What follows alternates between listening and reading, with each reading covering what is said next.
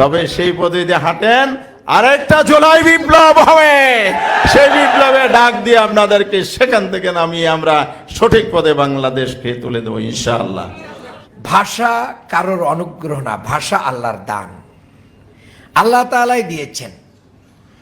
আমি বলতে চাই, বাংলাদেশে যদি আমাদের শেষ নবী কিংবা যে সমস্ত নবী রাসূলের উপরে কিতাব নাজিল হয়েছে, যে কোনো একজন নবী যদি বাংলাদেশে আসতেন, সেই কিতাবটা অবশ্যই বাংলা ভাষায় হতো, নো ডাউট।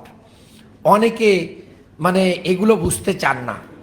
ভাষা আল্লাহর দান, কাজেই পাকিস্তানিদের এটা অনুগ্রহে কোনটা ভাষা হবে আর কোনটা হবে না, এটা কিন্তু কোনো রাষ্ট্রের সিদ্ধান্ত না।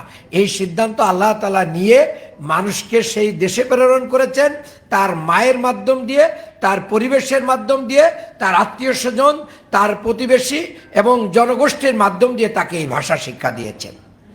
কাজেই সেই ভাষা আমরা পেয়েছি, আমরা শুকরিয়া আদায় করি যে আমরা এই বাংলা ভাষা পেয়েছি।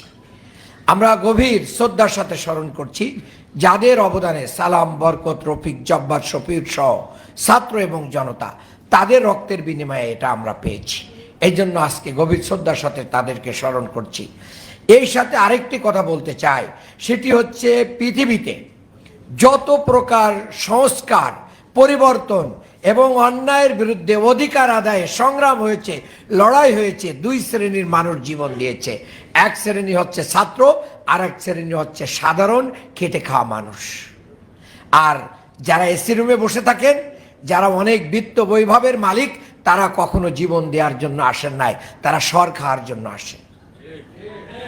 কাজেই আজকের এই 52 ভাষা আন্দোলনের আলোচনায় আমি মনে করি যে আমাদের ওই সমস্ত মানুষদের কাছে আমাদের রাজনীতি নিয়ে যেতে হবে, যারা জীবন দিবে কিন্তু তারা অধিকার হরণ করতে দিবে না ইনশাআল্লাহ। আমরা সেটাই এখান থেকে শিক্ষা নেব।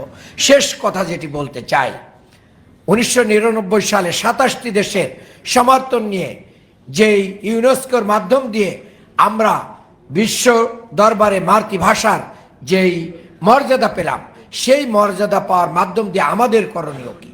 বিশ্বের দরবারে বাংলা ভাষাকে উঠানোর জন্য বাংলা ভাষায় কোরআন হাদিস এর চর্চা আমাদেরকে বৃদ্ধি করতে হবে। বাংলাদেশের অনেক শিক্ষা প্রতিষ্ঠান আছে, বিশেষ করে আমি বলতে চাই মাদ্রাসা লাইনেই যারা এখনো সঠিকভাবে বাংলা পড়ান না। তো কোরআনুল কারীম এবং হাদিস যদি আপনি বাংলা ভাষায় সাধারণ মানুষের কাছে তুলে না ধরতে পারেন, তাহলে কিভাবে সে এই কোরআন এবং হাদিস থেকে হিদায়াত লাভ করবে? আমি আজকে ওই আলেম সমাজের প্রতি আহ্বান জানাই যে আপনারা বাংলা ভাষায় ইসলামকে তুলে ধরার জন্য চেষ্টা করুন। এবং আমি মনে করি রাষ্ট্রীয়ভাবে পৃষ্ঠপোষকতা দেওয়া উচিত। যারা এই জাতীয় বাংলা ভাষা নিয়ে গবেষণা করবে, বই লিখবে, আর্টিকেল লিখবে, প্রবন্ধ লিখবে, পিএইচডি করবে, এমফিল করবে, গবেষণা করবে, বাংলাকে সমৃদ্ধ করবে, আমরা তাদেরকে প্রণোদনা দেওয়া উচিত, স্কলারশিপ দেওয়া উচিত, এটা আমি মনে করি। সবশেষে আসুন, বাংলা আমার মায়ের ভাষা, এই ভাষার অধিকার আমরা কাউকে কেড়ে নিতে যেরকম দেই নাই, ঠিক মায়ের কোলে জন্মগ্রহণ করে আমাদের মৌলিক অধিকার কেউ যেন কেড়ে নিতে না পারে রাষ্ট্রীয়ভাবে, সে ব্যাপারে আমাদেরকে সজাগ থাকতে হবে। আল্লাহ তৎকালীন শাসক গোষ্ঠীর কাছে যে স্মারকলিপিটা প্রদান করা হয়েছিল, সেই স্মারকলিপি পেশ করার কথা ছিল তৎকালীন ডাকসুর ভিপি, কিন্তু তিনি সাহস পান নাই। তিনি সেটা দিলেন জিএস অধ্যাপক গোলাম আজম সাহেবকে। তখন এটা ছিল যে এই শাসক গোষ্ঠীর বিরুদ্ধে যারা প্রতিবাদ করবে, দেশের স্বায়ত্ত শাসন, শুধু ভাষার কথাই বলেন নাই, তিনি দেশের স্বায়ত্ত শাসনের কথাও সেই স্মারকলিপিতে তুলে ধরেন। শাসক গোষ্ঠীর বিরুদ্ধে এই জাতীয় দাবি তোলার মানে হলো তার জীবনের আশঙ্কা থেকে যায়। তিনি সেই দিন শাহাদাতের তামান্না নিয়ে দেশ রক্ষার জন্য যে ভূমিকা রেখেছিলেন, আজকে জাতি সেইটাকে স্মরণ করা উচিত। প্রিয় ভাইয়েরা, অধ্যাপক গোলাম আজম সাহেব উনি একটা অনুষ্ঠানে বলছিলেন, ওনাকে সম্বর্ধনা দেওয়া হচ্ছিল, বলছে আমি দুনিয়ায় কোনো সম্বর্ধনা পাওয়ার জন্য এই কাজটা করি নাই, একমাত্র দেশকে ভালোবেসে আল্লাহর সন্তুষ্টি অর্জনের জন্যই আমি কাজটা করেছি। প্রিয় ভাইয়েরা, অনাগত ভবিষ্যতের এই দেশের মানুষ অধ্যাপক গোলাম আজম সাহেবকে স্মরণ করবে ইনশাআল্লাহ। প্রিয় ভাইয়েরা, আরেকটি কথা বলতে চাই, সেটা হলো বাংলাদেশের মানুষ সব সময় সকল প্রেক্ষাপটে ইসলামের পক্ষে থাকেন। আপনারা দেখেন 52 সেই ভাষা আন্দোলন তমুদ্দুন মজলিসের ভূমিকা, 71 সালের যে মুক্তিযুদ্ধ হয়েছে সেখানেও আমাদের আপামর জনসাধারণ মুক্তিযোদ্ধাদের জন্য রোজা রেখেছেন। কিন্তু তার মানে কি ইসলামিক সেন্টিমেন্ট দিয়েই তারা মুক্তিযুদ্ধকে স্মরণ করেছেন। আর 24-এর যে গণ অভ্যুত্থান হলো, সেই গণ অভ্যুত্থানের স্লোগান ছিল নারায়ে তাকবীর আল্লাহু আকবার, এবং সেখানে ছিল উই ওয়ান্ট জাস্টিস। অতএব এই দেশ থেকে ইসলামী সংস্কৃতি, ইসলামী তমুদ্দন এগুলোকে কেউ মুছে ফেলতে পারবে না। আজকে যারা সংসদে গিয়ে এই জুলাইকে অস্বীকার করছেন, জুলাইয়ের জন্য যারা শপথ নিলেন না, আমরা আজকের এই সমাবেশ থেকে তাদেরকে ধিক্কার জানাই এবং আমরা দাবি জানাবো অনতিবিলম্বে জুলাইকে সম্মান দিন, জুলাইয়ের শহীদদেরকে সম্মান দিন এবং সেই চেতনাকে লালন করে দ্রুত আপনারা শপথ পড়ার ব্যবস্থা করুন। 54 সালে এসে পাকিস্তানের গণপরিষদে আমাদের এই তরুণ ছাত্র জনতার সর্বশ্রেণীর মানুষের সংগ্রামের স্বীকৃতি স্বরূপ পার্লামেন্টে বাংলা ভাষাকে রাষ্ট্রভাষার মর্যাদা দেওয়া হয়েছিল। তাহলে আন্দোলনের মাধ্যমে কিন্তু আমরা আমাদের অধিকার আদায় করেছি।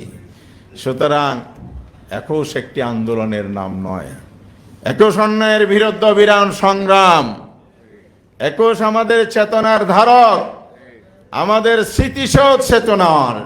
সেই চেতনা হচ্ছে অন্যায়ের বিরুদ্ধে ন্যায় প্রতিষ্ঠার জন্য প্রয়োজনে জীবন দেব, আপোষ করব না, দাবি আদায় করে ছাড়ব। যেটাই হয়েছে জুলাই চেতনায়, হয় নাই? সেই চেতনা কি এরকমই একটা শর্ট টার্ম মুভমেন্ট কিন্তু ছিল, এগুলো তো লং টার্ম মুভমেন্ট। 36 জুলাই 36 দিনের মধ্যে একটি ফ্যাসিবাদী শক্তিকে ক্ষমতাচ্যুত করা হয়েছে। এখানেও কিন্তু যেই চেতনা নিয়ে আমরা বাংলাদেশ গড়ার প্রতিশ্রুতি দিয়েছি, সেই প্রতিশ্রুতি থেকে জাতিকে বিচ্যুত করার ষড়যন্ত্র চলছে। 21-এর বাণীতে দুইজন বড় নেতার দুটি কথা, একজন চেয়ারপারসন আর একজন সেক্রেটারি জেনারেল, অর্থাৎ একজন প্রধানমন্ত্রী আর একজন প্রভাবশালী মন্ত্রী। ওনার দুটি কথা বলেছেন। প্রধানমন্ত্রী বলেছেন গণতন্ত্রকে সুসংহত করাই হবে আমাদের প্রতিশ্রুতি। আমি বলতে চাই জুলাই চেতনা, জুলাই সংস্কারকে মাইনাস করে গণতন্ত্র সুসংহত হবে না স্বৈরতন্ত্র আবার ফিরে আসবে? ওনারা গণতন্ত্র সুসংহত নয়, স্বৈরতন্ত্রকে ফিরিয়ে আনার ষড়যন্ত্রের পথে হাঁটছেন। মেহরবানি করে আমরা দোয়া করি, আহ্বানও জানাই আপনাদের মধ্যে শুভ বুদ্ধির উদয় হোক। আমরা রাজপথ বেছে নিতে চাই না, আমরা দায়িত্বশীল বিরোধী দল হিসেবে সংসদের ফয়সালা করতে চাই। তবে আপনারা বাধ্য করবেন না রাজপথে ঠেলে দিতে। মির্জা ফখরুল সাহেব বলেছেন যে আমরা বৈষম্য মুক্ত বাংলাদেশেই হবে 21-এর চেতনা। আপনি জুলাই বিপ্লব বাদ দিয়ে ডিনাই করে সংবিধান সংস্কারের শপথ উপেক্ষা করে আপনি সংস্কার না করে কিভাবে বৈষম্যমুক্ত বাংলাদেশ করবেন? জুলাই বিপ্লবে তো হয়েছিল বৈষম্যমুক্ত বাংলাদেশের জন্য। মূল চেতনা তো এটাই, ইনসাফের বাংলাদেশ, মানবিক নিরাপদ বাংলাদেশ। সুন্দর বাক্য আপনারা বলছেন, কথা কাজে ভাই মিল নাই। আল্লাহর ওয়াস্তে আর রক্ত ঝরাইয়েন না। গণতন্ত্রের জন্য রক্তকরণ জীবন দেওয়ার দীর্ঘ ইতিহাস পার হয়েছি, এবার আমরা দেশটাকে গড়তে চাই। কালকে রুমিনা ফারহানা আপনাদের এক দলীয় সংসদ সদস্য ছিলেন, ওনার উপজেলায় ফুল দিতে গিয়ে যে হামলার শিকার হয়েছে আপনার দলের কর্মী, এই গণতন্ত্রই আপনার উপহার দিবেন? বাংলাদেশের মানুষ সেই গণতন্ত্র আর দেখতে চায় না। যে গণতন্ত্র রক্তপাত গোটায়, আমার অধিকার কেড়ে নেয়। 21-এর চেতনা হোক আমাদের অধিকার বাস্তবায়নের চেতনা। সেই জন্য 3টি কাজ আমাদের অপরিহার্য করতে হবে। এ বলেই আমি শেষ করছি। 1 নম্বর, আমাদের এই নতুন প্রজন্মকে প্রকৃত ভাষা আন্দোলনের ইতিহাস শেখাতে হবে। সঠিক ইতিহাস যদি আমরা না শিখতে পারি, তাহলে এই জাতিকে বিপদগামিতার পথ থেকে সঠিক পথে আনা যাবে না। দ্বিতীয়, বাংলা ভাষার উৎকর্ষ সাধন। যে প্রস্তাবগুলো ইতিমধ্যে হয়েছে, গবেষণা হওয়া, রিসার্চ হওয়া, পৃষ্ঠপোষকতা দেওয়া, এ ব্যাপারে সরকারের উদ্যোগ থাকতে হবে। তৃতীয় হচ্ছে বৈষম্যমুক্ত বাংলাদেশ গড়ার জন্য ইলেকশন ইঞ্জিনিয়ারিং এর মাধ্যমে যে সরকার এসেছে বলে অভিযোগ আছে, আমরা তাদেরকে বলবো ক্ষমতার স্বীকৃতি, সরকার গঠনের স্বীকৃতি আমরা পার্লামেন্টের স্বীকৃতি শপথ নেওয়ার মধ্য দিয়ে দিয়েছি। তবে 21-এর চেতনা মানি দুর্নীতি নয়, 21-এর চেতনা মানি চাঁদাবাজি নয়, 21-এর চেতনা মানি অসুস্থ নির্বাচন নয়।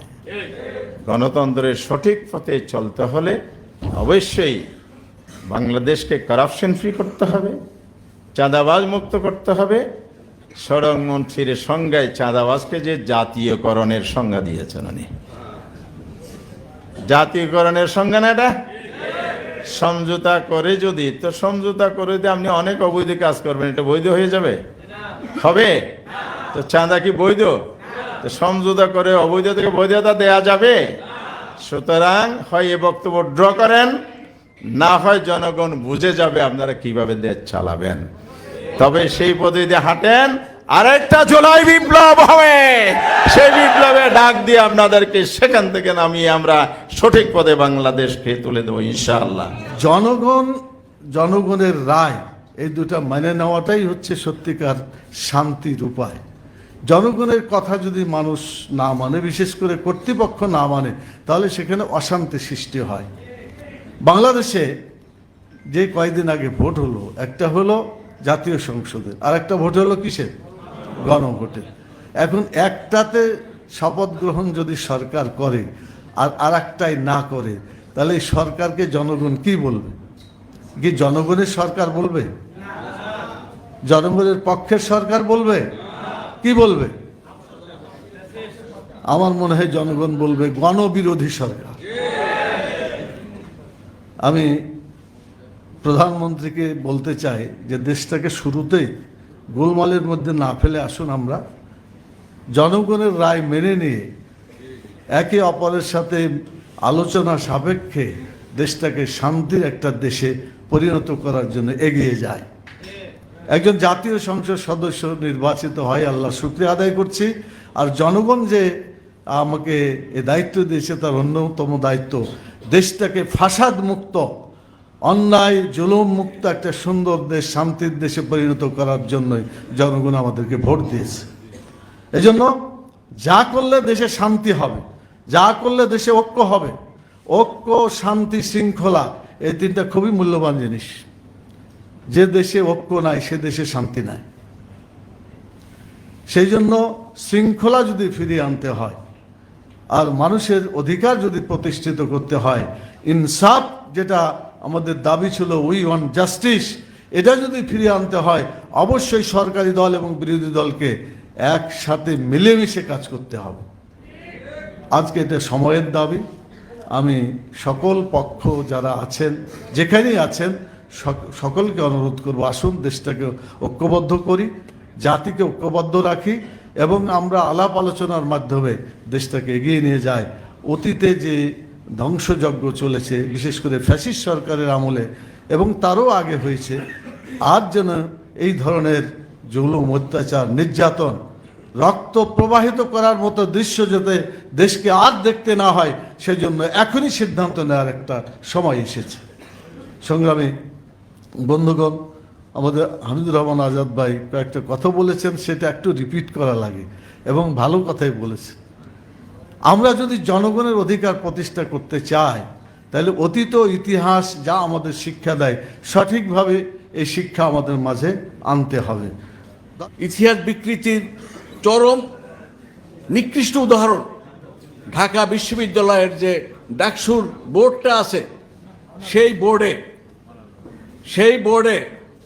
2টা বছরে লেখা নাই যে এখানে জিএসকে, শুধু ভিপির নামটা লেখা আছে কিন্তু জিএস এর নাম লেখা নাই। কেন? যার অবদান আছে তাদের স্বীকৃতি দিতে অসুবিধা কোথায়? কেন অধ্যাপক গোলাম আজমের নামটা লেখা নাই ওখানে? আমরা জাতি হিসেবে খুবই খুবই বিপদগ্রস্ত অবস্থায় আছি। আমরা আমাদের অতীতকে স্বীকৃতি দিতে চাই না। আমরা চাই ইতিহাস ঠিকভাবে তার গতিতে চলুক। এখানে দলীয় সংকীর্ণতা, কে কোন দলের, কোন মতের, কোন ধর্মের, এটা দেখার দরকার নাই। যদি এটা পারি তাহলে এই জাতি এগিয়ে যাবে। আবার সেই একই চেতনার অবস্থা দেখতেছি এখন 5ই আগস্টের পরে। যারা বলেছেন এই আন্দোলনের সাথে আমাদের কোনো সম্পর্কই নাই, গর্বের সাথে বলেছেন, ভয়তে বলেছেন না কি জন্য বলেছেন জানি না আমরা, কিন্তু আজকে সেটার সিংহভাগ আপনারা গ্রহণ করার চেষ্টা করছেন। এখন ওই ইতিহাসটাকে ভুলে যাওয়ার চেষ্টা করতেছেন, স্বীকৃতি দিতে পারছেন না জুলাই সনদকে। তাহলে স্বাক্ষর করলেন কেন দক্ষিণ প্লাজায় জাতীয় সংসদের? কেন করেছিলেন বলতে হবে, জবাব দিতে হবে এই জাতিকে। এই জাতিকে এত শিয়াল মনে করবেন না। এই জাতি বাঘের জাতি, সিংহের জাতি, যে কোনো সময় যে কোনো দাবি আদায় করে নিতে পারি আমরা। এই জন্য অনুরোধ করব, অনেক রক্তক্ষরণ হয়েছে, অনেক জীবন গিয়েছে। আপনাদের জীবন তো যায় নাই, জীবন গিয়েছে দেশের শ্রমিকদের, ওই শনির একটার মাছের ব্যবসায়ী যারা মাছ কাটে তাদের, ওই ভ্যান ড্রাইভারের, ওই রিক্সা চালকের জীবন গিয়েছে। আপনারা তো শান্তিতেই ছিলেন, কিন্তু আজকে এই জীবনগুলো যদি ভুলে যান তাহলে আবার ওই বিপদ আমাদের সামনে আসতে পারে। এই জন্য অনুরোধ করব এই ভাষা দিবসের আলোচনা সভায় যে আমরা আর অতীতকে ভুলে না যাই। স্বীকৃতির যে ওয়াদা আছে সে ওয়াদা পালন করুন, তাহলে নিরবচ্ছিন্নভাবে বাংলাদেশকে আমরা এগিয়ে নিতে পারবো। নচেত আবার সেই অতল গহ্বরে চলে যাবে, আবার একটা আন্দোলন হবে। ভাবছেন যে শেখ হাসিনা যেভাবে করেছে আমরাও সেইভাবে সব ঠিক করে দেব, এটা সম্ভব না। এই জাতিকে পারবেন না তো। 71-এ পারে নাই ওই পাকিস্তানি শাসক, তার আগে 52-তে পারে নাই। তাহলে আপনারা কেন আশা করেন আপনারাও পারবেন? বরং এই জাতি পেরেছে আপনাদেরকে পালিয়ে যেতে। ঠিক ওদের তো জায়গা আছে পালিয়ে যাওয়ার, আপনাদের সেটাও নাই।